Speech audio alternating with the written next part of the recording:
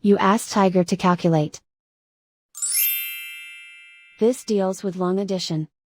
The final result is 0.03512. Let's solve it step by step. Rewrite the numbers from top to bottom, aligned by their place values, put zeros in the blank number places. Add up the digits in each column, from right to left. 2 plus 0 equals 2. 0 plus 1 equals 1. 0 plus 5 equals 5. 0 plus 3 equals 3. 0 plus 0 equals 0. 0 plus 0 equals 0. And so the final result is 0.03512.